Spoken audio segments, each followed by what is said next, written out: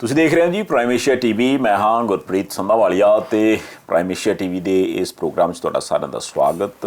ਇਸ ਵਕਤ ਦੀਆਂ ਖਬਰਾਂ ਦੇ ਉੱਪਰ ਝਾਤੀ ਮਾਰਾਂਗੇ ਕਿ ਕਿੱਥੇ ਕੀ ਕੁਝ ਹੋ ਰਿਹਾ ਤੇ ਗਾਂ ਹੁਣ ਕੀ ਕੁਝ ਹੋਣ ਦੇ ਆਸਾਰ ਨੇ। ਸਭ ਤੋਂ ਪਹਿਲਾਂ ਸਵਾਗਤ ਕਰਦੇ ਹਾਂ, ਸਾਹਿਬ ਬਹੁਤ ਬਹੁਤ ਸਵਾਗਤ ਜੀ। ਸ਼ੁਕਰੀਆ।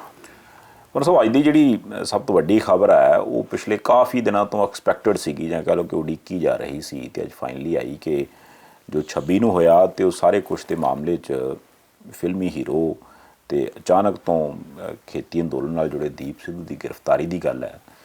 ਉਹਦੀ ਗ੍ਰਿਫਤਾਰੀ ਨੂੰ ਇਸ ਮੌਕੇ 'ਤੇ ਕਿਵੇਂ ਦੇਖਦੇ ਹੋ ਜੀ? ਦੇਖੋ, ਦੀਪ ਸਿੱਧੂ ਦਾ ਕਿਸਾਨਾਂ ਦੇ ਅੰਦੋਲਨ ਵਿੱਚ ਅਚਾਨਕ ਆਣ ਕੇ ਕੁੱਦਣਾ, ਫਿਰ ਇੱਕਦਮ ਬਹੁਤ ਚੜ੍ਹ ਜਾਣ ਤੋਂ ਬਾਅਦ ਫਿਰ ਦਿੱਲੀ 'ਚ ਜਾ ਕੇ ਉੱਥੇ ਸਾਰਿਆਂ ਦੇ ਮੂਹਰੇ ਡਟ ਜਾਣਾ, ਫਿਰ ਲਾਲ ਕਿਲ੍ਹੇ ਵੱਲ ਨੂੰ ਭੱਜ ਜਾਣਾ ਜੀ। ਉਹਦੀ ਹਰ ਘਟਨਾ ਜਿਹੜੀ ਸੀ ਉਹ ਫਿਲਮੀ ਸਟਾਈਲ ਦੀ ਨਾਟਕੀ ਸੀ। ਤੇ ਅੱਜ ਜਿਹੜੀ ਉਹਦੀ ਗ੍ਰਿਫਤਾਰੀ ਦੀ ਖਬਰ ਆਈ ਆ ਉਹ ਵੀ ਸਾਰੀ ਦੀ ਸਾਰੀ ਨਾਟਕੀ ਆ। ਪਹਿਲੀ ਖਬਰ ਆਈ, ਦੀਪ ਸਿੱਧੂ ਜ਼ੀਰਕਪੁਰ ਤੋਂ ਫੜਿਆ ਗਿਆ। ਜ਼ੀਰਕਪੁਰ ਚੰਡੀਗੜ੍ਹ ਤੋਂ ਜਦੋਂ ਅਸੀਂ ਨਿਕਲਦੇ ਹਾਂ ਬਾਲੇ ਵਾਲੀ ਸੜਕ ਤੇ ਜੀ, ਪੰਜਾਬ ਦਾ ਕਸਬਾ ਪਹਿਲਾਂ ਹੀ। ਮੁੜ ਕੇ ਖਬਰ ਆਈ ਜ਼ੀਰਕਪੁਰ ਤੋਂ ਨਹੀਂ ਕਰਨਾਲ ਤੋਂ ਫੜਿਆ। ਫਿਰ ਆਈ ਨਹੀਂ, ਕਰਨਾਲ ਦੀ ਪੁਲਿਸ ਹੈ ਹਰਿਆਣੇ ਦੀ, ਉਹਨੇ ਜ਼ੀਰਕਪੁਰ ਤੋਂ ਫੜਿਆ। ਉਹਦੇ ਬਾਅਦ ਖਬਰ ਆਈ ਨਹੀਂ, ਕਰਨਾਲ ਚੋਂ ਫਲਾਣੇ ਥਾਂ ਤੋਂ ਫੜਿਆ। ਸੱਚ ਕੀ ਮੰਨਾਂਗੇ ਜੀ, ਇਹਨਾਂ 'ਚ ਕੋਈ ਪਤਾ ਨਹੀਂ ਲੱਗਦਾ ਅਸਲ ਵਿੱਚ ਹੋਇਆ ਕੀ। ਫਿਰ ਇੱਕ ਖਬਰ ਆ ਗਈ ਕਿ ਅੱਜ ਨਹੀਂ ਫੜਿਆ, ਉਹ ਤਾਂ ਰਾਤੀ ਫੜਿਆ, ਤੇ ਕਿਸੇ ਨੇ ਕਹਿ ਤਾ ਰਾਤੀ ਨਹੀਂ ਫੜਿਆ, ਅੱਜ ਤੜਕੇ 5 ਵਜੇ ਫੜਿਆ। ਜਿੰਨੇ ਮੂੰਹ ਉਨੀਆਂ ਗੱਲਾਂ। ਉਸ ਬੰਦੇ ਨੂੰ ਫੜੇ ਜਾਣ ਵੇਲੇ ਜਦੋਂ ਤੇ ਜਿੱਥੇ ਫੜਿਆ ਗਿਆ ਸੀ, ਕਾਨੂੰਨ ਦੇ ਮੁਤਾਬਕ ਨੇੜਲਾ ਥਾਣਾ ਜਿਹੜਾ ਵੀ ਪੈਂਦਾ ਸੀ ਜੀ, ਉਹਦੇ ਜਾ ਕੇ ਉਹਦੀ ਗ੍ਰਿਫਤਾਰੀ ਪਾ ਦੇਣੀ ਚਾਹੀਦੀ ਸੀ। ਉਹਦੀ ਗ੍ਰਿਫਤਾਰੀ ਵੇਲੇ ਦੀਆਂ ਫੋਟੋ ਆਈਆਂ ਨੇ, ਘੱਟੋ ਘੱਟ 5-6 ਵੈਬਸਾਈਟਾਂ 'ਤੇ ਮੈਂ ਵੇਖੀਆਂ ਨੇ। ਜਿਹੜੀਆਂ ਵੈਬਸਾਈਟਾਂ 'ਤੇ ਵੇਖੀਆਂ ਉਹਨਾਂ ਅਖਬਾਰਾਂ ਦੀ ਰਿਪੋਰਟ ਅੱਡੋ ਅੱਡ ਹੈ। ਫੋਟੋ ਇੱਕੋ ਆ, ਤੇ ਫੋਟੋ ਇੱਕੋ ਆ ਤੇ ਉਸ ਏਜੰਸੀ ਨੂੰ ਪੁੱਛ ਲੈਣ ਕਿ ਕਦੋਂ ਫੜਿਆ ਗਿਆ ਸੀ। ਜਦੋਂ ਤੁਸੀਂ ਫੋਟੋ ਲਈਆਂ ਤੁਹਾਨੂੰ ਤਾਂ ਪਤਾ ਹੀ ਹੋਊਗਾ ਜੀ, ਕਿੱਥੋਂ ਫੜਿਆ ਗਿਆ ਸੀ ਇਹ ਵੀ ਦੱਸ ਦਿਓ। ਉਹ ਵੀ ਕਿਸੇ ਨੇ ਨਹੀਂ ਦੱਸਿਆ। ਅੱਡ ਥਾਵਾਂ ਤੋਂ ਦੱਸਿਆ ਜਾਣਾ, ਇਹਦੇ ਨਾਲ ਸਰਕਾਰ ਦਾ ਪੁਲਿਸ ਦਾ ਇਮੇਜ ਵੀ ਖਰਾਬ ਹੁੰਦਾ ਵੀ ਤੁਸੀਂ ਕੀ ਡਰਾਮੇਬਾਜ਼ੀ ਕਰ ਰਹੇ ਹੋ। ਜਾਂ ਤਾਂ ਇਹ ਕਿ ਜ਼ੀਰਕਪੁਰ ਤੋਂ ਫੜਿਆ ਤੇ ਤੁਸੀਂ ਕਰਨਾਲ 'ਚ ਉਹਦੀ ਗ੍ਰਿਫਤਾਰੀ ਸ਼ੋਅ ਕਰਨਾ ਚਾਹੁੰਦੇ ਆ। ਕੀ ਗੱਲ ਪੰਜਾਬ ਦੀ ਪੁਲਿਸ ਦੇ ਉੱਤੇ ਭਰੋਸਾ ਨਹੀਂ ਤੁਹਾਨੂੰ ਜੀ, ਕਿ ਕੋਆਪਰੇਟ ਕਰੂਗੀ ਨਾ ਕਰੂਗੀ, ਇਸ ਕਰਕੇ ਅਸੀਂ ਕਰਨਾਲ 'ਚ ਇਹਦੀ ਜਿਹੜੀ ਗ੍ਰਿਫਤਾਰੀ ਵਿਖਾ ਦਈਏ? ਜਾਂ ਇਸ ਕਰਕੇ ਵਿਖਾਉਣਾ ਚਾਹੁੰਦੇ ਹੋ ਕਿ ਕਰਨਾਲ ਮੁੱਖ ਮੰਤਰੀ ਮਨੋਹਰ ਲਾਲ ਖੱਟਰ ਦਾ ਸ਼ਹਿਰ ਹੈ ਤੇ ਅਸੀਂ ਆਖੀਏ ਕਿ ਉਹਦੇ ਸ਼ਹਿਰ 'ਚ ਇੱਕ ਬੜੀ ਵੱਡੀ ਸਾਜ਼ਿਸ਼ ਬਣ ਰਹੀ ਸੀ, ਉੱਥੋਂ ਫੜਿਆ ਗਿਆ? ਜੀ, ਆਖਿਰ ਗੱਲ ਤਾਂ ਪਤਾ ਲੱਗਣੀ ਚਾਹੀਦੀ ਹੈ। ਇੰਨੀ ਗੱਲ ਜਦੋਂ ਫੜਿਆ ਉਸੇ ਵੇਲੇ ਇੱਕ ਅਫਸਰ ਦਾ ਪੁਲਿਸ ਦਾ ਟਵੀਟ ਕਰ ਦਿੰਦਾ ਕਿ ਫਲਾਣੇ ਤੇ ਅਸੀਂ ਇਹ ਫੜ ਲਿਆ ਤੇ ਫੜ ਕੇ ਲੈ ਚੱਲੇ ਆ, ਤੇ ਗੱਲ ਹੀ ਖਤਮ ਹੋ ਜਾਂਦੀ। ਜੀ, ਇੰਨਾ ਜ਼ਿਆਦਾ ਭੰਬਲ ਭੂਸਾ, ਇੰਨਾ ਜ਼ਿਆਦਾ ਧੂਆਂ ਗਬਾਰ, ਲੋਕਾਂ ਨੂੰ ਸੋਚਣ ਦਾ, ਖੰਭਾਂ ਦੀਆਂ ਡਾਰਾਂ ਬਣਾਉਣ ਦਾ ਮੌਕਾ ਦਿੱਤਾ ਗਿਆ। ਕੀ ਇਹਦੀ ਸਕ੍ਰਿਪਟ ਫਿਰ ਲਿਖੀ ਗਈ ਸੀ ਪਹਿਲਾਂ? ਲੋਕ ਤੇ ਦੀਪ ਸਿੱਧੂ ਬਾਰੇ ਵੀ ਕਹਿੰਦੇ ਆ ਕਿ ਸਨੀ ਦਿਓਲ ਦਾ ਸਾਥੀ ਸੀ, ਉਹਨੂੰ ਲਿਆ ਕੇ ਇਸ ਅੰਦੋਲਨ ਦੇ ਵਿੱਚ ਘੁਸਪੈਠ ਕਰਵਾਈ ਗਈ, ਉਹਦੇ ਰਾਹੀਂ ਸ਼ਰਾਰਤ ਕਰਵਾ ਕੇ ਤੇ ਲਾਲ ਕਿਲ੍ਹੇ ਤੱਕ ਜੋ ਕੁਝ ਆ ਸਭ ਕਰਵਾਇਆ ਗਿਆ। ਮੈਂ ਨਹੀਂ ਕਹਿੰਦਾ, ਪਰ ਲੋਕ ਜਦੋਂ ਇਹ ਗੱਲਾਂ ਸਾਰੀਆਂ ਕਹਿਣ ਡਏ ਜੀ, ਉਹ ਕਹਿੰਦੇ ਜੀ ਦੀ ਹਰ ਗੱਲ ਹੀ ਇੱਕ ਸਕ੍ਰਿਪਟ ਹੁੰਦੀ ਹੈ। ਇਹ ਐਕਟਰ ਆਪਣੇ ਪੱਲੇ ਕੁਝ ਨਹੀਂ ਕਰਦਾ, ਜਿਹੜੀ ਸਕ੍ਰਿਪਟ ਪੇਸ਼ ਕੀਤੀ ਉਹਦੇ ਮੁਤਾਬਕ ਪੜ੍ਹ ਕੇ ਐਕਟਿੰਗ ਕਰਦਾ। ਕਿ ਅੱਜ ਦੀ ਜਿਹੜੀ ਇਹਦੀ ਗ੍ਰਿਫਤਾਰੀ ਦੀ ਖਬਰ ਹੈ, ਇਹਦੇ ਪਿੱਛੇ ਵੀ ਕੋਈ ਸਕ੍ਰਿਪਟ ਹੈ। ਤੇ ਜੇ ਸਕ੍ਰਿਪਟ ਆ ਉਹ ਕਿਸੇ ਫਿਲਮ ਪ੍ਰੋਡਿਊਸਰ ਤੇ ਲਿਖੀ ਨਹੀਂ, ਕੀ ਉਹ ਕਿਸੇ ਵੱਡੇ ਸਿਆਸੀ ਲੀਡਰ ਨੇ ਲਿਖੀ ਹੈ ਜੀ, ਜਾਂ ਹਰਿਆਣੇ ਦੀ ਪੁਲਿਸ ਦੇ ਕਿਸੇ ਵੱਡੇ ਅਫਸਰ ਨੇ ਲਿਖੀ ਹੈ? ਲੋਕ ਸੱਚ ਉਡੀਕਦੇ ਆ ਕਿ ਸਾਨੂੰ ਪਤਾ ਲੱਗੇ ਕੀ ਆ। ਨਾ ਸਰਕਾਰ ਸੱਚ ਦੱਸ ਰਹੀ ਹੈ, ਨਾ ਸਰਕਾਰ ਦੇ ਆਸੇ-ਪਾਸੇ ਵਾਲੇ, ਨਾ ਦੀਪ ਸਿੱਧੂ ਦੇ ਨੇੜਲੇ ਸੱਚ ਦੱਸ ਰਿਹਾ। ਜਦੋਂ ਬਾਅਦ 'ਚ ਸੱਚ ਪਤਾ ਲੱਗੇਗਾ ਫਿਰ ਲੋਕਾਂ ਨੂੰ ਉਹ ਸੱਚ ਨਹੀਂ ਜਾਪਣਾ, ਉਹ ਝੂਠ ਨਾਲੋਂ ਵੀ ਭੈੜਾ ਜਾਪਣਾ। ਜੀ, ਕਿਉਂਕਿ ਉਦੋਂ ਤੱਕ ਇੰਨੀ ਕਿਸਮ ਦੀਆਂ ਕਹਾਣੀਆਂ ਚੱਲ ਚੁੱਕੀਆਂ ਹੋਣੀਆਂ ਕਿ ਉਹ ਸੱਚ ਆਇਆ ਵੀ ਤੇ ਲੋਕਾਂ ਨੂੰ ਹਜਮ ਨਹੀਂ ਹੋਣਾ। ਇਸ ਕਰਕੇ ਹੁਣ ਸੱਚ ਦੱਸਿਆ ਜਾਣਾ ਚਾਹੀਦਾ ਕਿ ਹੋਇਆ ਕੀ। ਅਗਲੀ ਗੱਲ ਕੀ ਹੈ ਜੀ, ਕੁਝ ਲੋਕ ਕਹਿੰਦੇ ਆ ਜੀ ਉਹ ਤਾਂ ਅੱਜ ਹੀ ਸ਼ਾਮ ਨੂੰ ਵੇਖਿਓ ਛੁੱਟ ਜਾਣਾ ਜ਼ਮਾਨਤ ਤੇ ਜੇ ਨਾ ਛੁੱਟਿਆ ਸਮਝ ਲਓ ਬੰਦਾ ਜੁਰਤਰਾ ਤੇ ਸਰਕਾਰ ਅੰਦਰ ਰੱਖਣਾ ਚਾਹੁੰਦੀ ਹੈ। ਕੁਝ ਕਹਿੰਦੇ ਜੀ ਬਿਲਕੁਲ ਨਹੀਂ ਅੱਜ ਛੱਡਣਾ, ਸਰਕਾਰ ਨੇ ਉਹਨੂੰ ਹੀਰੋ ਬਣਾਉਣਾ, ਇਸ ਕਰਕੇ ਅੰਦਰ ਰੱਖੇਗੀ ਕੁਝ ਚਿਰ, ਉੱਥੋਂ ਦੇ ਬਿਆਨ ਦਵਾਉਣਗੇ, ਕੋਰਟ 'ਚ ਪੇਸ਼ੀਆਂ ਤੇ ਆਵੇਗਾ, ਚੜ੍ਹਦੀ ਕਲਾ ਵਿਖਾਵੇਗਾ, ਫਿਰ ਸਰਕਾਰ ਨੂੰ ਇਸ ਤਰ੍ਹਾਂ ਛੱਡੇਗੀ ਜਿਵੇਂ ਬਹੁਤ ਵੱਡਾ ਹੀਰੋ ਛੱਡਿਆ ਜਾ ਰਿਹਾ ਜੀ। ਤੇ ਉਹਦੇ ਗੱਲ 'ਚ ਸਰੋਪੇ ਪਾਏ ਜਾਣਗੇ। ਇਹ ਹੁਣ ਕੁਝ ਜਿਹੜੇ ਕਹਿੰਦੇ ਆ ਕਿ ਅੱਜ ਹੀ ਛੱਡ ਦੇਣਾ ਕਿ ਸਰਕਾਰ ਦਾ ਬੰਦਾ, ਦੂਸਰੇ ਕਹਿੰਦੇ ਸਰਕਾਰ ਦਾ ਬੰਦਾ ਇਸ ਕਰਕੇ ਜੇਲ੍ਹ 'ਚ ਰੱਖਣਾ। ਇਹ ਸਾਰੀਆਂ ਗੱਲਾਂ ਜਦੋਂ ਅੱਗੇ ਜਾਂਦੀਆਂ ਨੇ ਮਲਟੀਪਲਾਈ ਹੋ ਜਾਂਦੀਆਂ। ਇੱਕ ਨਿੱਕੀ ਜੀ ਗੱਲ ਹੁੰਦੀ ਹੈ, 8 ਬੰਦੇ ਕਰਦੇ, 8 ਆਪੋ ਆਪਣੇ ਕਿਸੇ ਦਾ ਤੜਕਾ ਲਾ ਕੇ ਪੇਸ਼ ਕਰਦੇ ਆ, ਉਹ 8 ਥਾਵਾਂ ਤੇ ਗੁਨਾਹ ਹੋ ਕੇ ਜਿਹੜੀ ਖਬਰ ਗਈ ਹੁੰਦੀ ਆ ਉਹ ਸੱਚਾਈ ਦੇ ਬਿਲਕੁਲ ਨੇੜੇ ਦੀ ਹੁੰਦੀ, ਇੰਨੀ ਜ਼ਿਆਦਾ ਦੂਰ ਹੁੰਦੀ ਕਿ ਸੱਚਾਈ ਉੱਥੇ ਨੇੜੇ ਆ ਹੀ ਨਹੀਂ ਸਕਦੀ। ਚਾਹੀਦਾ ਇਹ ਸੀ ਕਿ ਜਦੋਂ ਗ੍ਰਿਫਤਾਰ ਕੀਤਾ ਗਿਆ ਉਦੋਂ ਹੀ ਸੱਚ ਦੱਸਦੇ, ਨਾਲ ਹੀ ਦੱਸਦੇ ਕਿ ਆਹ ਧਾਰਾ ਲੱਗੀਆਂ ਨੇ, ਤਾਂ ਕਿ ਕੋਈ ਭੁਲੇਖਾ ਨਵਾਂ ਨਾ ਪੈਂਦਾ। ਜੀ, ਮਤਲਬ ਇਹ ਹੋ ਗਿਆ ਬੰਦ ਸਾਹਿਬ ਕਿ ਪਹਿਲਾਂ ਜਦੋਂ ਬੰਦਾ ਗ੍ਰਿਫਤਾਰ ਨਹੀਂ ਸੀ ਹੁੰਦਾ ਉਦੋਂ ਵੀ ਕਈ ਤਰ੍ਹਾਂ ਦੀਆਂ ਕਹਾਣੀਆਂ ਸੀ, ਜੇ ਗ੍ਰਿਫਤਾਰ ਹੋ ਗਿਆ ਤੇ ਫਿਰ ਕਈ ਤਰ੍ਹਾਂ ਦੀਆਂ ਕਹਾਣੀਆਂ ਨੇ। ਉਹਦੀਆਂ ਕਹਾਣੀਆਂ ਫਿਰ ਨੇ। ਅੱਛਾ, ਜਦੋਂ ਆਪਾਂ ਖੇਤੀ ਅੰਦੋਲਨ ਦੀ ਗੱਲ ਕਰਦੇ ਹਾਂ ਬੰਦ ਸਾਹਿਬ, ਤੇ ਇਸ ਵਕਤ ਨਾ ਇੱਕ ਤਰ੍ਹਾਂ ਦਾ ਡੈਡਲੌਕ ਬਣ ਗਿਆ। ਕਿਸਾਨ ਆਪਣੀ ਗੱਲ ਤੇ ਫਸੇ ਆ, ਉਹ ਕਹਿੰਦੇ ਵੀ ਅਸੀਂ ਇੱਥੋਂ 1 ਇੰਚ ਪਿੱਛੇ ਨਹੀਂ ਹਟਦੇ। ਸਰਕਾਰ ਜਿਹੜੀ ਆ ਉਹ ਵਾਰ-ਵਾਰ ਕਹਿੰਦੇ ਵੀ ਦੇਖੋ ਜੀ ਅਸੀਂ ਗੱਲਬਾਤ ਕਰਨ ਨੂੰ ਤਿਆਰ ਹਾਂ, ਪ੍ਰਪੋਜ਼ਲ ਅਸੀਂ ਦਿੱਤਾ, ਹੁਣ ਗੇਂਦ ਤਾਂ ਕਿਸਾਨਾਂ ਦੇ ਪਾਲੇ 'ਚ ਆ ਜੀ, ਉਹ ਜਿੱਦਣ ਕਹਿਣ ਜਦੋਂ ਕਹਿਣ ਆਪਾਂ ਗੱਲ ਕਰ ਲਾਂਗੇ। ਇਹ ਇੱਕ ਦੂਜੇ ਨੂੰ ਪਿਆਰ ਨਾਲ ਕਹੀ ਜਾਣਾ ਵੀ ਆਪਾਂ ਗੱਲ ਕਰਨ ਨੂੰ ਤਿਆਰ ਹਾਂ, ਉਹ ਵੀ ਕਹਿਣ ਵੀ ਸਰਕਾਰ ਸਾਨੂੰ ਟਾਈਮ ਦੇਵੇ ਜੀ ਅਸੀਂ ਆਉਣ ਨੂੰ ਤਿਆਰ ਹਾਂ। ਇਹ ਜਿਸ ਤਰ੍ਹਾਂ ਦਾ ਡੈਡਲੌਕ ਬਣ ਗਿਆ, ਤਖਤੇ 'ਚ ਤਖਤਾ ਫਸ ਗਿਆ, ਇਹ ਬੂਹਾ ਖੁੱਲੂ ਕਿੱਦਾਂ? 22 ਤਰੀਕ ਨੂੰ ਅਖੀਰਲੀ ਵਾਰ ਗੱਲ ਹੋਈ ਸੀ, 26 ਨੂੰ ਵਿਗਾੜ ਪੈ ਗਿਆ ਵੱਡਾ ਜੀ। ਫਿਰ ਸਰਕਾਰ ਨੇ ਆਖਿਆ ਟਲਦੇ ਟਲ ਛੱਡੋ ਇੱਦਾਂ। ਇਹਨਾਂ ਨੇ ਵੀ ਕਿਸੇ ਨੇ ਮੰਗ ਨਹੀਂ ਕੀਤੀ ਮੀਟਿੰਗ ਦੀ। ਕਿਸਾਨ ਤਾਂ ਪਹਿਲਾਂ ਵੀ ਮੀਟਿੰਗ ਦੀ ਮੰਗ ਨਹੀਂ ਸੀ ਕਰਦੇ ਜੀ। ਸਰਕਾਰ ਕਹਿੰਦੀ ਸੀ ਆਓ ਤੇ ਚਲੇ ਜਾਂਦੇ ਸੀ, ਉਦੋਂ ਬਾਅਦ ਤਾਂ ਕੁਝ ਹੁੰਦਾ ਨਹੀਂ ਸੀ। ਹੁਣ ਉਦੋਂ ਬਾਅਦ 22 ਤੋਂ ਜੇ ਅਸੀਂ ਗਿਣਨਾ ਸ਼ੁਰੂ ਕਰੀਏ ਤੇ ਪਹਿਲੀ ਤਰੀਕ ਤੱਕ 11 ਦਿਨ ਹੋ ਗਏ ਸੀ। ਜੀ। ਉਦੋਂ ਬਾਅਦ ਦੇ 8 ਹੋਰ ਪਾ ਲਓ, 19 ਦਿਨ ਹੋ ਗਏ ਨਾ। 19 ਦਿਨਾਂ 'ਚ ਦੋਵਾਂ ਪਾਸਿਆਂ ਤੋਂ ਇਹ ਹੁੰਦਾ ਅਸੀਂ ਗੱਲਬਾਤ ਲਈ ਤਿਆਰ ਹਾਂ।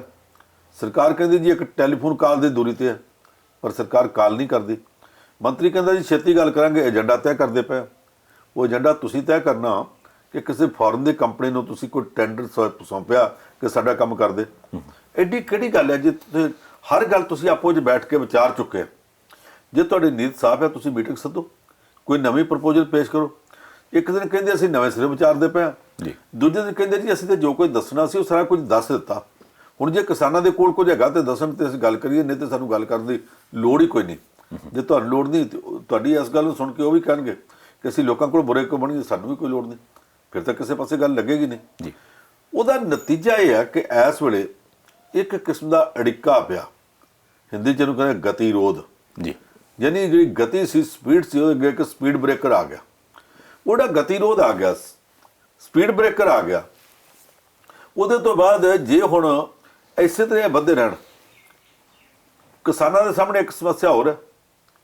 7 ਫਰਵਰੀ ਲੰਘ ਗਈ, 9 ਫਰਵਰੀ ਲੰਘ ਗਈ ਜੀ, ਮਾਰਚ ਲੰਘ ਜਾਊਗੀ ਤੇ ਅਪ੍ਰੈਲ ਜਦੋਂ 9 ਆਈ ਉਦੋਂ ਕਣਕਾਂ ਪੱਕ ਕੇ ਤਿਆਰ ਹੋਣੀਆਂ, ਕਿਸਾਨਾਂ ਨੇ ਫਸਲਾਂ ਸਾਂਭਣ ਵੀ ਜਾਣਾ, ਅਗਲੀ ਖਰੀਦ ਦਾ ਵੀ ਮਾਮਲਾ।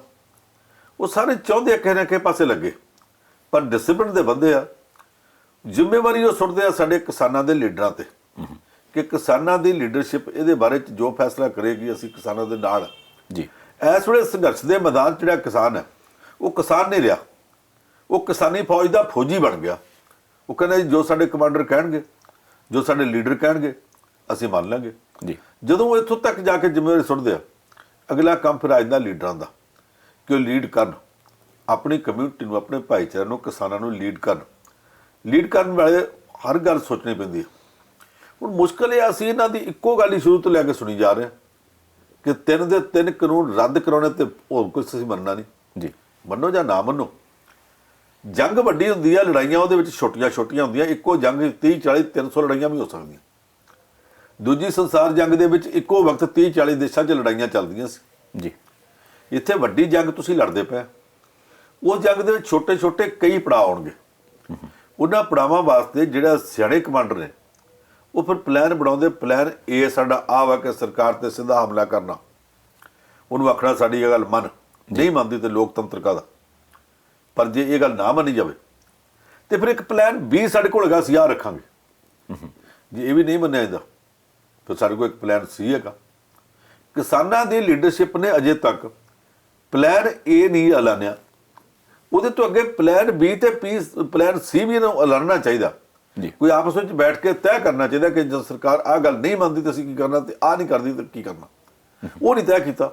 ਉਹਦੇ ਵਾਸਤੇ ਹੁਣ ਤਾਂ ਵਿਹਲੇ ਬੈਠੇ ਇਸ ਵੇਲੇ, ਕੋਈ ਕੰਮ ਨਹੀਂ।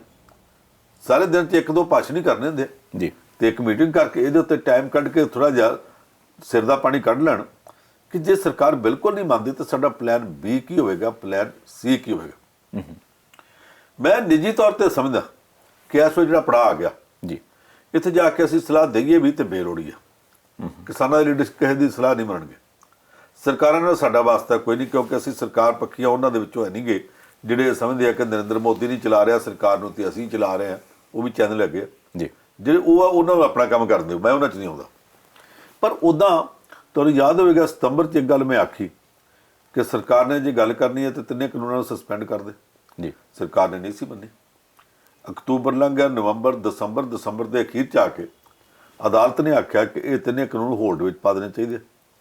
ਫਿਰ ਅਦਾਲਤ ਨੇ 12 ਜਨਵਰੀ ਨੂੰ ਸਿੱਧਾ ਹੀ ਕਹਿਤਾ ਕਿ ਕਾਨੂੰਨ ਹੋਲਡ ਵਿੱਚ ਪਾ ਦਿਓ। ਜੀ, ਮੈਂ ਸਤੰਬਰ 'ਚ ਸਸਪੈਂਡ ਕਹਿੰਦਾ ਸਾਂ, ਅਦਾਲਤ ਨੇ ਜਨਵਰੀ 'ਚ ਉਹਨੂੰ ਹੋਲਡ ਕਹਿਤਾ, ਮਤਲਬ ਦੋਵਾਂ ਦਾ ਇੱਕੋ ਸੀ। ਸਰਕਾਰ ਨਹੀਂ ਮੰਨੀ। ਫਿਰ ਸਰਕਾਰ ਨੇ 20 ਜਨਵਰੀ ਨੂੰ ਜਾ ਕੇ ਆਖਿਆ ਕਿ ਅਸੀਂ ਹੋਲਡ ਕਰ ਦਿੰਦੇ ਹਾਂ, ਸਸਪੈਂਡ ਕਰ ਦਿੰਦੇ ਹਾਂ। ਜਿਹੜੀ ਗੱਲ 20 ਜਨਵਰੀ ਨੂੰ ਆਖੀ, ਇਹ ਸਤੰਬਰ 'ਚ ਵੀ ਆਖੀ ਜਾ ਸਕਦੀ ਜਦੋਂ ਮੈਂ ਆਖੀ ਸੀ। ਜੀ, ਨਹੀਂ ਆਖੀ, ਇੰਨਾ ਟਾਈਮ ਲੰਘ ਗਿਆ। ਹੁਣ ਮੈਂ ਅੱਜ ਇੱਕ ਨਵੀਂ ਗੱਲ ਲੱਗਾ ਕਹਿਣ, ਕਿਸਾਨਾਂ ਦੀ ਲੀਡਰਸ਼ਿਪ ਵਾਸਤੇ ਵੀ ਆ। ਜੇ ਉਹ ਚਾਹਣ ਤੇ ਅਮਲ ਕਰ ਸਕਦੇ ਆ, ਸਰਕਾਰ ਕੋਲ ਜਾ ਕੇ ਕਹਿਣ ਠੀਕ ਆ, ਇੱਕ ਤਰੀਕਾ ਜੀ, ਬਈ ਤੁਸੀਂ ਬਿੱਲ ਰੱਦ ਨਹੀਂ ਨਾ ਕਰਦੇ, ਇਹਨੂੰ ਉਸ ਫਾਈਲ 'ਚ ਲਾ ਦਿਓ ਜਿਹਦੇ ਬਾਰੇ ਇਹ ਲਿਖਤੀ ਸਮਝੌਤਾ ਹੋ ਜੇ ਕਿ ਜਦ ਤੱਕ ਸਰਕਾਰ ਤੇ ਕਿਸਾਨ ਦੋਵਾਂ ਤਰ੍ਹਾਂ ਦੀ ਲੀਡਰਸ਼ਿਪ ਇਸ ਗੱਲ ਤੇ ਸਹਿਮਤ ਨਾ ਹੋਵੇ ਕਿ ਇਹਨਾਂ ਕਾਨੂੰਨਾਂ ਨੂੰ ਲਾਗੂ ਕਰਨਾ, ਜੀ, ਉਹਨਾਂ ਚਿਰ ਤੱਕ ਨਾ ਲਾਗੂ ਕੀਤੇ ਜਾਣਗੇ, ਨਾ ਖੋਲੇ ਜਾਣਗੇ, ਨਾ ਪੜ੍ਹੇ ਜਾਣਗੇ, ਕੱਖ ਨਹੀਂ ਕੀਤਾ ਜਾਵੇਗਾ। ਜੀ, ਬਗੈਰ ਰੱਦ ਕੀਤਾ ਤਾਂ ਰੱਦ ਹੋ ਗਏ। ਬਿਲਕੁਲ ਸਹੀ। ਇੱਕ ਇਸਦਾ ਇਹ ਹੈ ਕਿ ਤੁਸੀਂ ਰੱਦ ਹੀ ਕਰਨਾ, ਨਹੀਂ ਕਰਨਾ, ਠੀਕ ਆ, ਆ ਜਾਓ ਆ ਸਮਝੌਤਾ ਕਰ ਲਓ ਕਿ ਇਹੋ ਜਿਹੀ ਥਾਂ ਤੇ ਆ ਜਿਹਦੇ ਤਾਲੇ ਨੂੰ 2 ਚਾਬੀਆਂ, ਇੱਕ ਚਾਬੀ ਸਰਕਾਰ ਕੋਲ, ਇੱਕ ਸਾਡੇ ਕੋਲ। ਜੀ, ਜਦ ਤੱਕ 2 ਚਾਬੀਆਂ ਨਾ ਲੱਗੀਆਂ ਤਾਲਾ ਖੁੱਲਣਾ ਨਹੀਂ। ਇੱਕ ਫਾਈਲ ਆ ਜਿਹਦੇ ਬਾਰੇ ਲਿਖਤੀ ਸਮਝੌਤਾ ਕਿ ਇੱਕ ਤਰਫਾ ਤੌਰ ਤੇ ਇਹ ਸਮਝੌਤਾ ਅੱਗੇ ਵਧਾਇਆ ਨਹੀਂ ਜਾ ਸਕਦਾ। ਜੀ, ਜੇ ਸਰਕਾਰ ਨੇ ਇਹਦੇ ਬਾਰੇ ਕੁਝ ਵੀ ਕਰਨਾ, ਇਹਨਾਂ ਕਾਨੂੰਨਾਂ ਨੂੰ ਰੱਦ ਕਰਨਾ, ਬਣਾਉਣਾ, ਵਧਾਉਣਾ, ਸੋਧ ਕਰਨੀ ਆ, ਉਹਨੂੰ ਪਹਿਲਾਂ ਕਿਸਾਨਾਂ ਨਾਲ ਗੱਲ ਕਰਨੀ ਪਊ। ਜੀ, ਕਿਸਾਨਾਂ ਦੀ ਸਹਿਮਤੀ ਤੋਂ ਬਗੈਰ ਸਰਕਾਰ ਉਸ ਫਾਈਲ ਨੂੰ ਹੱਥ ਨਹੀਂ ਲਾਊਗੀ। ਜੀ, ਇਹ ਸਮਝੌਤਾ ਕਰਕੇ ਤੇ ਇਸ ਸਮਝੌਤੇ ਨੂੰ ਬਾਅਦ ਵਿੱਚ ਪਾਰਲੀਮੈਂਟ ਤੋਂ ਪ੍ਰਵਾਨਗੀ ਦਵਾਈ ਜਾਵੇ। ਜਦੋਂ ਪਾਰਲੀਮੈਂਟ ਤੋਂ ਪ੍ਰਵਾਨਗੀ ਦਵਾ ਦਿਓ ਤੇ ਉਹ ਸਮਝੌਤਾ ਇੱਕ ਕਿਸਮ ਦਾ ਕਾਨੂੰਨ ਦੀ ਸ਼ਕਲ ਅਖਤਿਆਰ ਕਰ ਜਾਂਦਾ। ਜੀ, ਇਹ ਗੱਲ ਕੀਤੀ ਜਾ ਸਕਦੀ ਹੈ, ਇਸ ਤਰ੍ਹਾਂ ਦਾ ਕੋਈ ਰਾਹ ਕੱਢਿਆ ਜਾ ਸਕਦਾ। ਪਰ ਕੀ ਕਿਸਾਨਾਂ ਦੀ ਲੀਡਰਸ਼ਿਪ, ਇਹ ਮੈਂ ਇੱਕ ਬੜੀ ਹਵਾਈ ਜੀ ਗੱਲ ਕੀਤੀ ਹੈ ਜਿਹੜੀ ਕੋਈ ਠੋਸ ਨਹੀਂ। ਜੀ, ਇੱਕ ਇਸ ਤਰ੍ਹਾਂ ਦੀ ਤਜਵੀਜ਼ ਪੇਸ਼ ਕਰ ਦਿੱਤੀ ਹੈ ਜਿਹਦੇ ਉੱਤੇ ਗੱਲ ਹੋ ਸਕਦੀ ਹੈ। ਪਰ ਜੇ ਉਹ ਨਹੀਂ ਤੇ ਕੋਈ ਹੋਰ ਸਹੀ, ਕਿਸਾਨਾਂ ਦੀ ਲੀਡਰਸ਼ਿਪ ਕੋਈ ਫਾਰਮੂਲਾ ਤਾਂ ਪੇਸ਼ ਕਰੇ। ਜੀ, ਜੀ, ਅਜੇ ਤੱਕ ਦੀ ਸਥਿਤੀ ਇਹ ਆ ਕਿ ਕਿਸਾਨਾਂ ਦੀ ਲੀਡਰਸ਼ਿਪ ਜਿਹੜੀ ਆ ਉਹ ਐਡੀ ਵੱਡੀ ਆ, ਇੰਨੀ ਖਿਲਰਵੀਂ ਆ ਕਿ ਉਹ ਸਾਰੀ ਇੱਕ ਰਾਏ ਦੇ ਉੱਤੇ ਕਦੇ ਇਕੱਠੀ ਨਹੀਂ ਹੋ ਸਕਦੀ। ਜੀ, ਇੰਨੀ ਰਾਏ ਤੇ ਇਕੱਠੇ ਆ ਕਿ ਆਪਾਂ ਦਿੱਲੀ ਆਉਣਾ ਤੇ ਆ ਗਏ। ਇੰਨੀ ਰਾਏ ਤੇ ਇਕੱਠੇ ਆ ਕਿ ਆਪਾਂ ਟਰੈਕਟਰ ਮਾਰਚ ਕਰਨਾ ਤੇ ਕਰਨ ਚਲੇ ਗਏ। ਇੰਨੀ ਰਾਏ ਤੇ ਇਕੱਠੇ ਆ ਕਿ ਜੇ ਸਰਕਾਰ ਸੱਦੇ ਤੇ ਗੱਲਬਾਤ ਕਰਨ ਵਾਸਤੇ ਜਾਵਾਂਗੇ, ਸੱਦਿਆ ਤੇ ਚਲੇ ਗਏ। ਉਹਨੇ ਆਖਿਆ ਨਹੀਂ ਗੱਲ ਸਿਰੇ ਲੱਗਦੀ, ਉੱਠਣਾ, ਸਾਰੇ ਇਕੱਠੇ ਉੱਠ ਕੇ ਆ ਗਏ। ਜੀ, ਪਰ ਇਹਦੇ ਤੋਂ ਬਾਅਦ ਅੰਦਰ ਉਹਨਾਂ 'ਚ ਕੋਈ ਮਤਭੇਦ ਮੈਨੂੰ ਅਜੇ ਤੱਕ ਨਹੀਂ ਸੁਣਿਆ। ਬਾਹਰ ਜਿਹੜਾ ਪ੍ਰਭਾਵ ਆ ਉਹ ਇਹ ਆ ਕਿ ਕਿੰਨੀਆਂ ਸਾਰੀਆਂ ਜਥੇਬੰਦੀਆਂ, ਇਹ ਸਾਰੇ ਜਦੋਂ ਇੰਨੇ ਜਣੇ ਇਕੱਠੇ ਜਾਂਦੇ ਆ, ਕੀ ਇਹ 5 ਜਾਂ 7 ਲੀਡਰਸ਼ਿਪ ਆਪਣੇ ਚੋਂ ਨਹੀਂ ਚੁਣ ਸਕਦੇ? ਜੀ, ਇਦਾਂ ਦੀ ਇੱਕ ਕੋਰ ਕਮੇਟੀ ਬਣਾ ਦੇਣ, ਸਟੀਅਰਿੰਗ ਕਮੇਟੀ ਬਣਾ ਦੇਣ, ਕੋਈ ਕਮੇਟੀ ਬਣਾ ਦੇਣ ਜਿਹੜੀ ਅੱਗੇ ਜਾ ਕੇ ਸਰਕਾਰ ਨਾਲ ਗੱਲ ਕਰੇ। ਜੇ 5-7 ਬੰਦਿਆਂ ਦੀ ਕਮੇਟੀ ਬਣਾਉਣ ਦੇ ਬਜਾਏ ਇਸ ਗੱਲ ਤੇ ਜ਼ਿੱਦ ਕਰਦੇ ਆ ਕਿ ਅਸੀਂ ਜਿੱਥੇ ਜਾਣਾ 43 ਜਾਵਾਂਗੇ, ਜਿੱਥੇ ਬਹਿਣਾ 43 ਬੈਠਾਂਗੇ, ਗੱਲ ਕਰਨੀ ਆਮੋ ਸਾਹਮਣੇ, ਮੈਂ ਤੁਹਾਡੇ ਨਾਲ ਕਰਦਾ ਪਿਆ, ਤੁਸੀਂ ਮੇਰੇ ਨਾਲ ਕਰਦੇ ਪਏ। ਜੇ 43 ਬੰਦੇ ਬੈਠੇ ਹੋਣ ਤੇ ਮੈਂ ਹਰ ਵਾਰੀ ਵੇਖਾਂ ਉਹ ਤੋਂ ਉਧਰ ਦੀ ਘੁਮਾ ਕੇ ਤੁਹਾਡੇ ਕੋਲ ਆਉਂਦਿਆਂ 1.5 ਮਿੰਟ ਲਾ ਦਿਆ ਕਰਾਂ ਤੇ ਮੁੜ ਕੇ ਇੱਧਰ ਦੀ ਘੁਮਾ ਕੇ ਵੇਖਿਆ ਕਰਾਂ ਇੱਧਰ ਕਿੰਨੇ ਕੁ ਬੰਦੇ ਬੈਠੇ ਆ। ਜੀ, ਇਹਦੇ ਬਜਾਏ ਬਿਹਤਰ ਨਹੀਂ ਕਿ ਆਪਣੇ ਵਿੱਚੋਂ 5-7-9 ਬੰਦਿਆਂ ਦੀ ਕੋਈ ਕਮੇਟੀ ਬਣਾ ਦੇਣ। ਉਹ ਕਮੇਟੀ ਜਾਵੇ, ਜਦੋਂ ਹਰ ਥਾਂ ਤੇ ਸਾਰੇ ਦੇ ਸਾਰੇ ਇਕੱਠੇ ਜਣੇ ਆ, ਲੋਕਾਂ ਵਿੱਚ ਇਹ ਪ੍ਰਭਾਵ ਜਾਪਦਾ ਵਧੋ ਵਧੀ ਬਣ ਜਾਂਦਾ ਕਿ ਇਹਦਾ ਮਤਲਬ ਆਪੋ ਵਿੱਚ ਇੱਕ ਦੂਸਰੇ ਤੇ ਭਰੋਸਾ ਨਹੀਂ, ਕਿ ਹਰ ਕੋਈ ਕਹਿੰਦਾ ਮੈਂ ਨਹੀਂ ਇਹ ਤੇ ਭਰੋਸਾ ਕਰਦਾ, ਮੈਂ ਆਪ ਜਾਊਂ ਨਾਲ। ਜੀ, ਇਹਦੇ 'ਚ ਕੁਝ ਨਾ ਕੁਝ ਕਿਸਾਨਾਂ ਦੀ ਲੀਡਰਸ਼ਿਪ ਨੂੰ ਥੋੜ੍ਹਾ ਜਿਹਾ ਨਵੇਂ ਸਿਰੇ ਸੋਚਣਾ ਚਾਹੀਦਾ। ਲੜਾਈ ਇਹ ਕੋਈ 2.5 ਫੁੱਟ ਦੀ ਨਹੀਂ ਗੀ, ਜਿਹੜਾ ਉਹ 2.5 ਗਜ ਦੀ ਲੜਾਈ ਕਹਿੰਦੇ ਤੇ ਉਹ ਨਹੀਂ ਗੀ। ਇਹ ਲੜਾਈ ਲਮਕਵੀਂ ਹੈ, ਲੜਾਈ ਲੰਮੀ ਆ, ਲੰਮੀ ਲੜਾਈ ਹੋਵੇ, ਲਮਕਵੀਂ ਲੜਾਈ ਹੋਵੇ, ਉਹਦੇ ਵਿੱਚ ਇੱਕੋ ਪੈਂਤੜੇ ਤੇ ਰਹਿ ਕੇ ਤੇ ਲਗਾਤਾਰ ਸਾਰੀ ਲੜਾਈ ਨਹੀਂ ਲੜੀ ਜਾ ਸਕਦੀ। ਮੈਂ ਫਿਰ ਇਹ ਕਹੂੰਗਾ ਕਿ ਇਸ ਲੜਾਈ ਦੇ ਵਿੱਚ ਅਜੇ ਤੱਕ ਜਿਹੜਾ ਪਲਾਨ ਚੱਲਦਾ ਪਿਆ ਸੀ ਉਹਨੂੰ ਤੁਸੀਂ ਪਲਾਨ ਏ ਮੰਨ ਲਓ। ਜੀ ਪਰ ਇਸ ਤੋਂ ਬਾਅਦ ਜੇ ਇੱਕਦਮ ਕਾਟਾ ਬਦਲਣਾ ਪਵੇ, ਪਲਾਨ ਬੀ ਤੁਹਾਡੇ ਕੋਲ ਕਿਹੜਾ, ਪਲਾਨ ਸੀ ਤੁਹਾਡੇ ਕੋਲ ਕਿਹੜਾ, ਇਹ ਤੁਹਾਨੂੰ ਜ਼ਰੂਰ ਤਿਆਰ ਰੱਖਣਾ ਚਾਹੀਦਾ। ਕਦੇ ਵੀ ਕਿਸੇ ਮੋੜ ਤੇ ਵੀ ਤੁਹਾਨੂੰ ਇਹਦੀ ਲੋੜ ਪੈ ਸਕਦੀ। ਜੀ ਅੱਛਾ ਪੰਸੋ, ਜਿਹੜੀਆਂ ਗੱਲਾਂ ਤੁਸੀਂ ਕੀਤੀਆਂ ਇਹ ਹੋਰ ਵੀ ਜ਼ਿਆਦਾ ਜ਼ਰੂਰੀ ਉਦੋਂ ਹੋ ਜਾਂਦੀਆਂ ਜਦੋਂ ਪਾਰਲੀਮੈਂਟ ਦਾ ਸੈਸ਼ਨ ਚੱਲਦਾ ਹੋਵੇ ਤੇ ਖੇਤੀ ਮੰਤਰੀ ਸਾਹਿਬ ਬੋਲਣ ਤੇ ਉਹਨਾਂ ਦੇ ਭਾਸ਼ਣ ਦੇ ਵਿੱਚੋਂ ਵੀ ਇਹ ਝਲਕੇ ਵੀ ਆਪਾਂ ਆੜੇ ਹਾਂ। ਉਸ ਤੋਂ ਬਾਅਦ ਪ੍ਰਧਾਨ ਮੰਤਰੀ ਸਾਹਿਬ ਬੋਲਣ ਤੇ ਉਹਨਾਂ ਦੇ ਭਾਸ਼ਣ 'ਚੋਂ ਕਲੀਅਰ ਹੀ ਹੋ ਜਾਏ ਵੀ ਮੇਰਾ ਤਾਂ ਐਵੇਂ ਨਾ ਹੀ ਲੱਗਦਾ, ਪਹਿਲੇ ਸਾਰੇ ਲੀਡਰ ਤੇ ਇਹੋ ਕੁਛ ਹੀ ਕਰਦੇ ਸੀ। ਪਰ ਜਿਹੜਾ ਉਹਨਾਂ ਨੇ ਕੱਲ੍ਹ ਦਾ ਇੱਕ ਸ਼ਬਦ ਵਰਤਿਆ ਉਹ ਸਾਰੀਆਂ ਹੀ ਕਿਸਾਨ ਜਥੇਬੰਦੀਆਂ ਦੇ ਲੀਡਰਾਂ ਨੇ ਬਹੁਤ ਚੱਕਿਆ। ਉਹ ਕਹਿੰਦੇ ਜੀ ਜਿਹੜੇ ਅੰਦੋਲਨ ਜੀਵੀ ਆ ਗਏ ਆ, ਇਹਨਾਂ ਦਾ ਕੰਮ ਹੀ ਹੈ ਵੀ ਜਿੱਥੇ ਕਿਤੇ ਅੰਦੋਲਨ ਹੋਵੇ ਤੇ ਉੱਥੇ ਜਾ ਕੇ ਬਹਿ ਜਾਓ। ਇਹ ਜਿਹੜਾ ਸ਼ਬਦ ਉਹਨਾਂ ਵਰਤਿਆ ਤੇ ਇਸ ਖੇਤੀ ਅੰਦੋਲਨ ਨਾਲ ਉਹਦਾ ਲਿੰਕ, ਇਹ ਸਾਰੇ ਕੁਛ ਨੂੰ ਸਮਝਾਓ ਜਰਾ। ਦੇਖੋ ਅੱਗੇ ਦੋ ਲਫ਼ਜ਼ ਚੱਲਦੇ ਸੀ, ਇੱਕ ਬੁੱਧੀਜੀਵੀ, ਇੱਕ ਪਰਜੀਵੀ। ਜੀ ਪਰਜੀਵੀ ਉਹ ਛੋਟੇ ਛੋਟੇ ਜੀਵ ਹੁੰਦੇ ਆ ਜਿਹੜੇ ਬਹੁਤੀ ਵਾਰੀ ਦਿਸਦੇ ਵੀ ਨਹੀਂ, ਆਪਣੀ ਖੁਰਾਕ ਧਰਤੀ ਚੋਂ, ਹਵਾ ਚੋਂ, ਪਾਣੀ ਚੋਂ ਆਪ ਨਹੀਂ ਲੱਭਦੇ। ਉਹ ਕਿਸੇ ਜਿਉਂਦੇ ਜਾਗਦੇ ਜੀਵ ਦੇ ਸਰੀਰ ਨਾਲ ਚੰਬੜ ਜਾਂਦੇ ਆ। ਖੁਰਾਕ ਉਹ ਲੱਭ ਕੇ ਖਾਂਦਾ ਤੇ ਇਹ ਉਹਦੇ ਵਿੱਚੋਂ ਖੂਨ ਖਿੱਚ ਕੇ ਤੇ ਆਪਣਾ ਕੰਮ ਕਰ ਜਾਂਦੇ ਨੇ ਜੀ, ਉਹਨੂੰ ਪਰਜੀਵੀ ਕਹਿੰਦੇ ਆ। ਇੱਕ ਲਫ਼ਜ਼ ਚੱਲਦਾ ਬੁੱਧੀਜੀਵੀ। ਬੁੱਧੀਜੀਵੀ ਲਫ਼ਜ਼ ਗਲਤ ਆ। ਬੁੱਧੀਜੀਵੀ ਦਾ ਮਤਲਬ ਇਹ ਆ ਕਿ ਬੁੱਧੀ ਦੇ ਨਾਲ 3 13 43 ਕਰਕੇ ਜਿਉਣ ਦਾ ਜੁਗਾੜ ਕਰਦਾ। ਅਸਲ 'ਚ ਉਹਨਾਂ ਵਾਸਤੇ ਅੰਗਰੇਜ਼ੀ ਦਾ ਲਫ਼ਜ਼ ਹੈ ਇੰਟੈਲੀਜੈਂਸੀਆ। ਜੀ ਇੰਟੈਲੀਜੈਂਸੀਆ ਹੁੰਦਾ ਬੁੱਧੀਮਾਨ ਲੋਕ। ਲਫ਼ਜ਼ ਸੀ ਬੁੱਧੀਮਾਨੀ, ਉਹਦੀ ਥਾਂ ਤੇ ਅਸੀਂ ਬੁੱਧੀਜੀਵੀ ਬਣਾਤਾ ਪੰਜਾਬੀ 'ਚ, ਜਿਹੜਾ ਸਾਨੂੰ ਸੌਖਾ ਲੱਗਾ ਬਣਾ ਕੇ ਬਹਿ ਗਏ। ਬੁੱਧੀਜੀਵੀ ਕੋਈ ਲਫ਼ਜ਼ ਨਹੀਂ ਗਾ, ਬੁੱਧੀਮਾਨੀ ਆ, ਉਹਨੂੰ ਅਸੀਂ ਬੁੱਧੀਜੀਵੀ ਕਹੀ ਜਾਂਦੇ। ਹੁਣ ਇਹਨਾਂ ਤੋਂ ਅੱਗੇ ਜਾ ਕੇ ਪ੍ਰਧਾਨ ਮੰਤਰੀ ਨਰਿੰਦਰ ਮੋਦੀ ਨੇ ਇੱਕ ਨਵਾਂ ਲਫ਼ਜ਼ ਦੇ ਦਿੱਤਾ, ਅੰਦੋਲਨ ਜੀਵੀ। ਜੀ ਉਹ ਕਹਿੰਦਾ ਕੁਝ ਲੋਕ ਇਹੋ ਜਿਹੇ ਜਿਹੜੇ ਆਪਣੇ ਜਿਉਂਦੇ ਰਹਿਣ ਦਾ ਜੁਗਾੜ ਅੰਦੋਲਨਾਂ ਦੇ ਬਹਾਨੇ ਕਰਦੇ ਆ। ਅੰਦੋਲਨ ਕਿਸਾਨਾਂ ਦਾ ਹੋਵੇ ਤਾਂ ਵੀ ਉਹ ਸਭ ਤੋਂ ਅੱਗੇ ਦਿਸਣਗੇ, ਅੰਦੋਲਨ ਵਿਦਿਆਰਥੀਆਂ ਦਾ ਹੋਵੇ, ਔਰਤਾਂ ਦਾ ਹੋਵੇ, ਕਿਸੇ ਦਾ ਵੀ ਹੋਵੇ, ਉਹਦੇ ਵਿੱਚੋਂ ਫਿਰ ਸਭ ਤੋਂ ਅੱਗੇ ਦਿਸਣਗੇ। ਉਹ ਸਿਰਫ ਅੰਦੋਲਨ ਡੀਕਦੇ ਆ ਤੇ ਅੰਦੋਲਨਾਂ 'ਚ ਦਿਸਦੇ ਆ। ਜੀ ਕਿਸਾਨਾਂ ਦੀ ਲੀਡਰਸ਼ਿਪ ਕਹਿੰਦੀ ਹੈ ਕਿ ਅਸੀਂ ਸਾਰੇ ਅੰਦੋਲਨ ਜੀਵੀ ਹਾਂ। ਤੁਸੀਂ ਸਾਰੇ ਅੰਦੋਲਨ ਜੀਵੀ ਨਹੀਂ।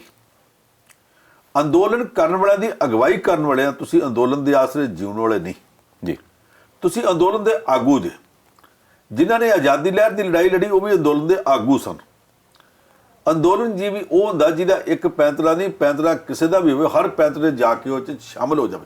ਜੀ ਉਹ ਜਿਹੜਾ ਪ੍ਰਧਾਨ ਮੰਤਰੀ ਨੇ ਚੋਟ ਕੀਤੀ ਆ, ਬਹੁਤੇ ਲੋਕ ਸਮਝਦੇ ਆ ਕਿ ਇੱਕ ਖਾਸ ਬੰਦਾ ਉਹਦੇ ਖਿਲਾਫ ਕੀਤੀ ਹੈ। ਪ੍ਰਧਾਨ ਮੰਤਰੀ ਦਾ ਅਹੁਦਾ ਬਹੁਤ ਵੱਡਾ ਹੁੰਦਾ। ਜੇ ਪ੍ਰਧਾਨ ਮੰਤਰੀ ਨੇ ਇੱਕ ਖਾਸ ਬੰਦੇ ਬਾਰੇ ਇਸ ਤਰ੍ਹਾਂ ਦੀ ਚੋਟ ਕੀਤੀ ਹੈ ਤੇ ਉਹਨੇ ਗਲਤ ਕੀਤੀ ਹੈ, ਪ੍ਰਧਾਨ ਮੰਤਰੀ ਨੂੰ ਆਪਣਾ ਸਟੇਟਸ ਵੇਖ ਕੇ ਬੋਲਣਾ ਚਾਹੀਦਾ ਕਿ ਇੱਕ ਬੰਦਾ ਐਡਾ ਵੱਡਾ ਹੋ ਗਿਆ ਕਿ ਪ੍ਰਧਾਨ ਮੰਤਰੀ ਨੂੰ ਉਹਦੇ ਬਾਰੇ ਨਿੱਜੀ ਤੌਰ ਤੇ ਇਹੋ ਜਿਹੀ ਚੋਟ ਕਰਨੀ ਪਈ ਕਿ ਉਹ ਤਾਂ ਅੰਦੋਲਨ ਜੀਵੀ ਹੈ। ਜੀ ਇੱਕ ਨਹੀਂ ਦੋ ਹੋਣਗੇ, ਇਹਦੇ ਬਹੁਤੇ ਤਾਂ ਹੈ ਨਹੀਂ।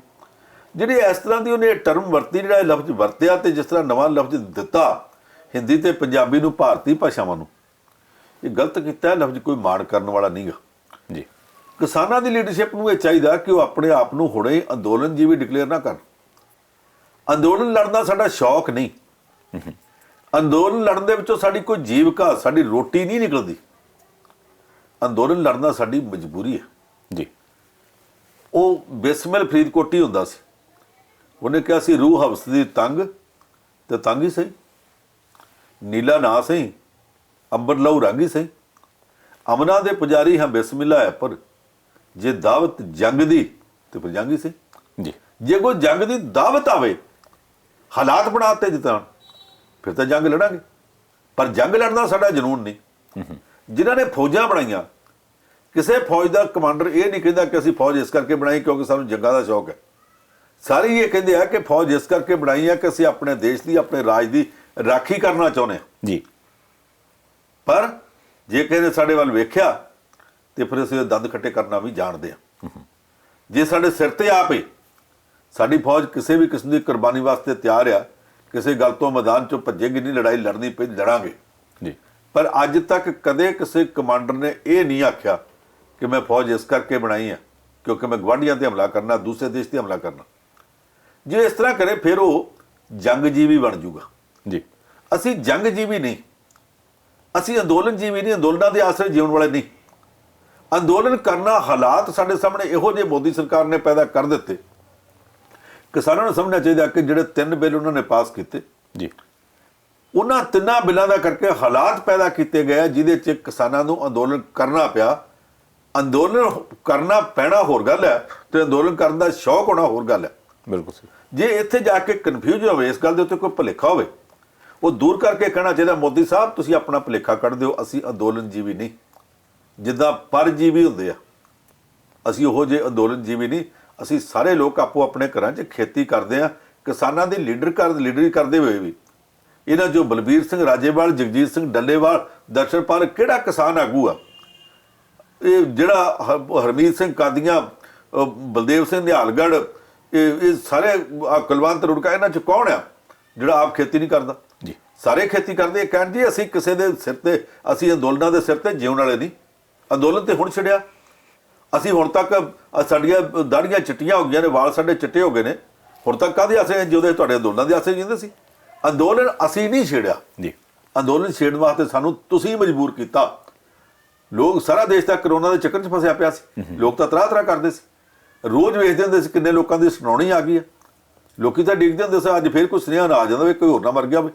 ਤੇ ਤੁਸੀਂ ਜਦੋਂ ਲੋਕ ਮੌਤ ਦੇ ਮੂੰਹ 'ਚ ਫਸੇ ਪਏ ਸੀ, ਉਦੋਂ ਲਿਆ ਕੇ ਇਹ ਵੇਖ ਕੇ ਕਿ ਦੇਸ਼ ਦੇ ਲੋਕ ਫਸੇ ਪਏ ਆ 3 ਕਾਨੂੰਨ ਪਾਸ ਕਰਾਤੇ। ਤੁਹਾਡੇ ਇਹਨਾਂ 3 ਕਾਨੂੰਨਾਂ ਨੇ ਇਹੋ ਜਿਹੇ ਹਾਲਾਤ ਬਣਾ ਦਿੱਤੇ ਕਿ ਸਾਨੂੰ ਨਾ ਚਾਹੁੰਦੇ ਹੋਏ ਵੀ ਅੰਦੋਲਨ ਵਿੱਚ ਕੁੱਦਣਾ ਪਿਆ। ਅਸੀਂ ਜੇ ਚਾਹੁੰਦੇ ਹੁੰਦੇ ਜੰਗ ਹੀ ਲਾਉਣੀ ਹੁੰਦੀ ਇਹੋ ਜਿਹੀ, ਤੇ ਅਸੀਂ ਜਦੋਂ ਤੁਸੀਂ ਬਿੱਲ ਪੇਸ਼ ਕਰਦੇ ਪਏ ਪਾਰਲੀਮੈਂਟ 'ਚ, ਜੀ, ਅਸੀਂ ਉਸੇ ਦਿਨ ਦਿੱਲੀ ਆ ਕੇ ਉਹਨਾਂ ਬੈਠ ਜਾਂਦੇ। ਅਸੀਂ ਉਦੋਂ ਵੀ ਪੰਜਾਬ 'ਚ ਬੈਠੇ ਰਹੇ, ਹਰਿਆਣੇ 'ਚ ਬੈਠੇ ਰਹੇ। ਪੰਜਾਬ ਦੀ ਸਰਕਾਰ ਨੇ ਸੱਦਿਆ, ਉਹ ਗੱਲ ਕਰੀਏ ਤਾਂ ਵੀ ਕਰਨਗੇ। ਤੁਸੀਂ ਸੱਦਿਆ, ਤੁਹਾਡੇ ਕੋਲ ਵੀ ਗੱਲ ਕਰਨ ਵਾਸਤੇ ਆ। ਅੰਦੋਲਨ ਜੀਵੀ ਅਸੀਂ ਨਹੀਂ ਗਏ। ਇਹ ਉਹਨੂੰ ਕਹਿਣਾ ਚਾਹੀਦਾ ਕਿ ਤੂੰ ਜਿਹੜੀ ਇੱਕ ਨਵੀਂ ਟਰਮ ਕੱਢ ਲਈ ਆ, ਇੱਦਾਂ ਦੀ ਟਰਮ ਪ੍ਰਧਾਨ ਮੰਤਰੀ ਦੇ ਪੱਧਰ ਦੇ ਉਹਦੇ ਕੱਦ ਦੇ ਮੁਤਾਬਕ ਨਹੀਂ ਗਈ।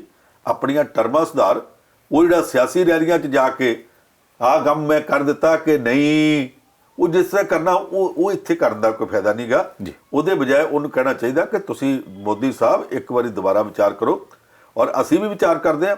ਗੱਲਬਾਤ ਤਾਂ ਤੁਸੀਂ ਸੱਦਾ ਕਹਿੰਦੇ ਦੇਣਾ ਦਿੰਦੇ ਤੁਸੀਂ ਹੈ ਨਹੀਂ, ਜਿੱਦਣ ਦੇਣਾ ਦੱਸ ਦਿਓ, ਅਸੀਂ ਆ ਜਾਾਂਗੇ।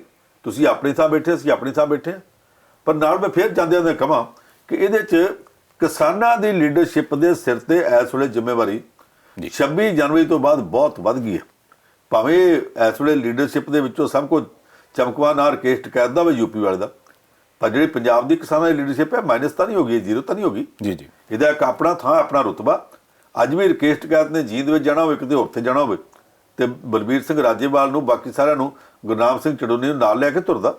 ਉਹਨੇ ਕੱਲ ਵੀ ਇਹ ਬਿਆਨ ਦਿੱਤਾ, ਕਹਿੰਦਾ ਵੀ ਮੈਂ ਲੀਡਰ ਨਹੀਂ, ਲੀਡਰ ਸੰਯੁਕਤ ਕਿਸਾਨ ਮੋਰਚਾ।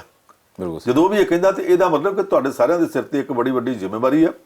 ਉਸ ਜ਼ਿੰਮੇਵਾਰੀ ਦਾ ਅਹਿਸਾਸ ਪਾਲਦੇ ਹੋਏ ਤੁਹਾਡੇ ਉੱਤੇ ਲੱਖਾਂ ਲੋਕਾਂ ਦਾ ਭਰੋਸਾ, ਜਿਹੜੇ ਘਰ-ਬਾਰ ਛੱਡ ਕੇ ਜਾ ਕੇ ਦਿੱਲੀ ਦੇ ਬਾਰਡਰਾਂ ਤੇ ਬੈਠੇ ਆ, ਉਹਨਾਂ ਦੇ ਭਰੋਸੇ ਨੂੰ ਕਾਇਮ ਰੱਖਦੇ ਹੋਏ ਤੁਹਾਡੇ ਲਈ ਇਹ ਜ਼ਰੂਰੀ ਹੈ ਕਿ ਨਵੇਂ ਸਿਰੇ ਤੋਂ, ਨਵੇਂ ਹਾਲਾਤ ਦੇ ਮੁਤਾਬਕ ਨਵਾਂ ਪੈਂਤਰਾ ਲਿਆ ਜਾਵੇ, ਤਾਂ ਕਿ ਜਿਹੜੇ ਕਿਸਾਨ ਤੁਹਾਡੇ ਭਰੋਸੇ ਤੇ ਇੱਥੋਂ ਤੱਕ ਆਏ ਆ, ਉਹਨਾਂ ਦਾ ਭਰੋਸਾ ਵੀ ਕਾਇਮ ਰਹਿ ਸਕੇ ਤੇ ਭਰੋਸੇ ਦੇ ਨਾਲ ਨਾਲ ਉਹ ਜੋਸ਼ ਵੀ ਕਾਇਮ ਰਹਿ ਸਕੇ ਜਿਹੜਾ ਲੜਾਈਆਂ ਲਈ ਜ਼ਰੂਰੀ ਹੁੰਦਾ।